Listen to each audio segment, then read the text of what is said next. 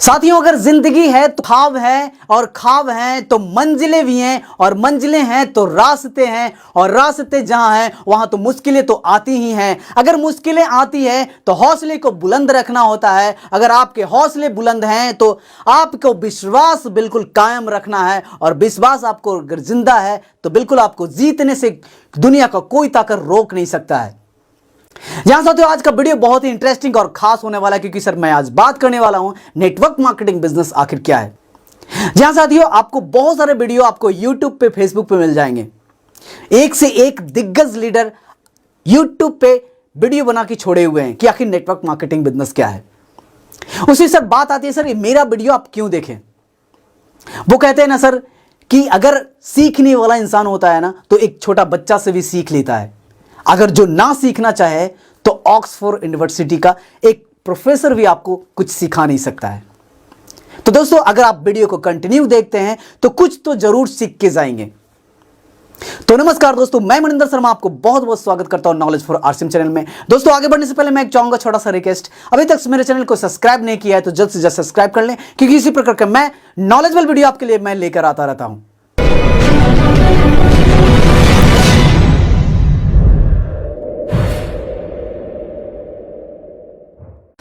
अक्सर कई लोग नेटवर्क मार्केटिंग को घर घर जाकर प्रोडक्ट बेचने का बिजनेस समझते हैं। बहुत सारे लोग समझते हैं कि यह मेंबर बनाने के काम है, फंसने और फंसाने का काम है, जोड़ने और जुड़ाने का काम है। इस प्रकार की जो मन में धारणाएं जो जिन लोगों को बैठी हुई है उनको यह सोचना चाहिए कि आखिर ये नेटवर्क मार्केटिंग बिजनेस क्या है। दोस्तों, अधिकांश लोग को तो पता ही नहीं है कि नेटवर्क मार्केटिंग बिजनेस क्या है। बस मन में ऐसे गलत धारणाएं बैठाए हुए हैं, बस उनको लगता है कि ये सब फालतू का काम है। तो साथियों, मैं एक छोटी सी कहानी के माध्यम से आपको समझाने की कोशिश करता हूं कि आखिर ये नेटवर्क मार्केटिंग बिजनेस क्या है और कैसे काम करता है। एक व्यक्ति पेट्रोल पंप पे पेट्रोल भरने का काम किया करता था। वो 8 घंटे ड्यूटी करने के बाद वो खाली खाली रहता था। वो हमेशा उनके मन में ये विचार चलते रहता था कि मैं करूं तो क्या करूं, क्या मेरी जिंदगी हमेशा पेट्रोल पंप पे पेट्रोल भरने के लिए मिली है। उनके मन में बहुत सारे विचार, उनके मन में बहुत सारे धारणाएं पैदा होती थी कि करूं तो मैं क्या करूं, अपने लाइफ में आगे बढ़ने के लिए मैं और कौन सा काम करूं, कैसा काम करूं कि मैं अपने लाइफ में आगे बढ़ूं, अपने जीवन को सफल बनाऊं। दोस्तों, उसी समय एक बार एक व्यक्ति पेट्रोल पंप पे खिलौने बेचते हुए आता है और वो वहां पे आती हुई गाड़ियों के पास जाकर के खिलौना बेचता है। दोस्तों, वो व्यक्ति उस खिलौने वाले के पास जाता है और पूछता है कि भाई साहब ये खिलौना कितने का है। वो बोलता है कि बाबू साहब ये खिलौना 100 रुपये का है। तो उसने बोलता है कि भाई मेरे को ये खिलौना चाहिए नहीं, मेरे को तुम ये बताओ कि ये खिलौना तुम कैसे बेचते हो, मेरे को ये भी बिजनेस स्टार्ट करना है, मैं भी कुछ कमाना चाहता हूँ, मैं भी यहाँ पे खाली 8 घंटा काम करने के बाद खाली खाली सा रहता हूँ, तो मेरे को ये आइडिया थोड़ा बताओ कि मैं भी इस काम को करूंगा तो मेरे को क्या बेनिफिट्स मिलेंगे और कैसे काम करूंगा। तुम कितने के खिलौने लाते हो और कितने का बेचते हो, दिन का कितना बेच लेते हो, तब कितना कमाई होता है। तो बहुत सारे क्वेश्चन वो बेचारा उस खिलौने वाले से कर बैठता है। वो खिलौने वाला थोड़ा असमंजस में आकर वो जवाब देता है कि भाई साहब मैं दिन का 300 रुपये कमा लेता हूं और मैं ये खिलौने 100 रुपये का बेचता हूं। लगभग ये खिलौने प्रतिदिन 10 से 15 खिलौना बिक जाते हैं और ये खिलौने मैं बगल की दुकान जो होलसेलर दुकान है वहां से लाता हूं। एक खिलौने मेरे को 70 रुपया पड़ता है। वो आदमी बोलता है कि मेरे को भी बताओ उस दुकान कहां है, मैं उस दुकान पर जाकर के खिलौने लाऊंगा और वहां से मैं भी बिजनेस स्टार्ट करूंगा। वो आदमी खिलौने वाला बता देता है कि उस दुकान में जाइए, वहां से आप खिलौने लाइए और बेचिए। साथियों, अगले दिन वो व्यक्ति होलसेलर की दुकान पे जाता है और वो होलसेलर की दुकान पे जाकर बोलता है कि भाई मैं भी इस बिजनेस को करना चाहता हूं, मैं भी खिलौने बेच करके कुछ एक्स्ट्रा अर्निंग करना चाहता हूं।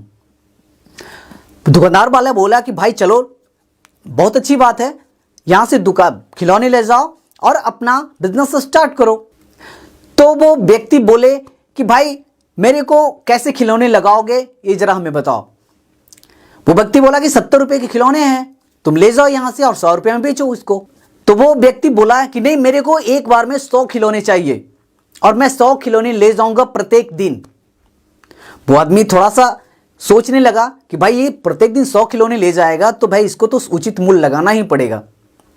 तो वो व्यक्ति बहुत सोचने के बाद बोला कि चलो भाई मैं तुम्हें 50 रुपए के हिसाब से मैं आपको खिलौने दूंगा और ले जाओ, तुम अपने बिजनेस स्टार्ट करो।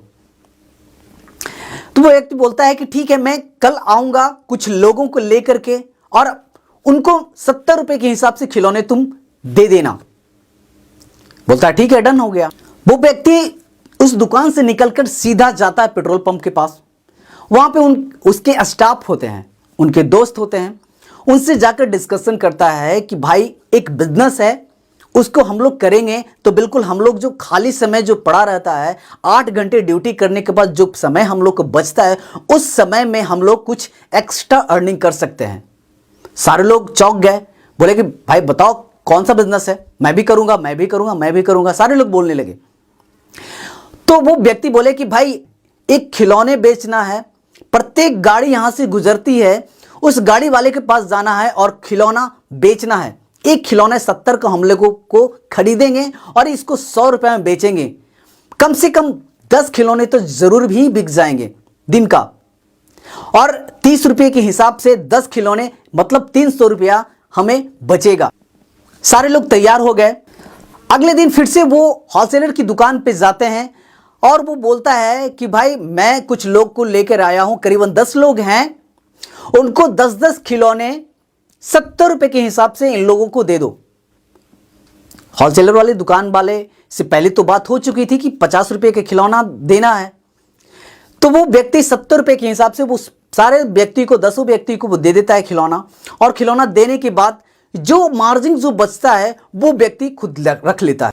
अब ये बिजनेस चलने लगता है। प्रत्येक दिन 10 व्यक्ति आते और 100 खिलौने लेकर चले जाते। 70 रुपए के लेकर वो लोग जाते और जो 20 रुपए का जो मार्जिन बचता वो उस व्यक्ति को होता है जो पहले से बात कर चुका होता है। दोस्तों 10 व्यक्ति वो प्रत्येक दिन करीबन 30 रुपए की मार्जिन से 300 रुपए का पर डे कमा रहे हैं 10 खिलौने बेच के। ठीक है, आपको लग रहा होगा कि बहुत अच्छा लग रहा है, लेकिन जो व्यक्ति पहले जो सिस्टम क्रिएट किया, जो व्यक्ति पहले से बात करके रखा हुआ था कि भाई मैं 50 रुपए के हिसाब से मैं खरीदूंगा, वो व्यक्ति को 20 रुपया ही फायदा मुनाफा हो रहा है। लेकिन देखिए कितना बड़ा मुनाफा हो रहा है कि एक खिलौने से उनको 20 रुपया मिल रहा है, तो यानी कि 10 खिलौने से उनको प्रत्येक व्यक्ति से 200 रुपये का मार्जिन होता है, और 200 रुपये प्रत्येक व्यक्ति यानी 10 व्यक्ति हैं तो यानी 2000 का मुनाफा हो रहा है। उस व्यक्ति ने सिस्टम क्रिएट किया और सिस्टम क्रिएट करने के बाद उनका इनकम प्रतिदिन 2000 का था, और जो व्यक्ति मेहनत कर रहा था वो दिन का 10 खिलौने बेच रहा था, वो व्यक्ति 300 रुपया कमा रहा है।